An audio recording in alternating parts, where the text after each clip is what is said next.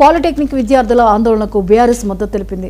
97 GO రద్దు చేయాలని BRS నేత వినోద్ కుమార్ డిమాండ్ చేశారు. 97 జీవోతో విద్యార్థులను గందరగోళంలోకి నెట్టారని మండిపడ్డారు. స్కిల్ యూనివర్సిటీ ఏఐసిటిఈ గుర్తింపు లేదని పాలిటెక్నిక్ విద్యార్థుల భయాందోళనలు తొలగించాలన్నారు. 97 జీవోను వెంటనే రద్దు చేయాలన్న ఆయన స్కిల్ యూనివర్సిటీకి బీఆర్ఎస్ వ్యతిరేకం కాదని వెల్లడించారు. పాలిటెక్నిక్ వ్యవస్థను కొనసాగించాలని మాజీ ఎంపీ స్పష్టం చేశారు.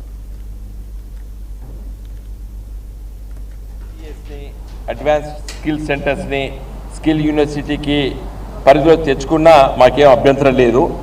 కానీ మా పాలిటెక్నిక్ కాలేజెస్ని మీరు ఈ స్కిల్ యూనివర్సిటీకి అఫిలియేషన్ చేయడం కరెక్ట్ కాదు అనేది వాళ్ళ అభిప్రాయం. గత 10 రోజుల నుంచి పెద్ద ఎత్తున నిరసనలు తెలియజేస్తున్నారు. అయితే ఒక బాధ్యతాయుతమైనటువంటి ఒక రాజకీయ పార్టీ తరఫున మా పార్టీ బీఆర్ఎస్ తరఫున మేము కొంచెం దీన్ని క్షుణ్ణంగా లోతుగా మేము ఆలోచన you immediately withdraw this Jio number 97 immediately.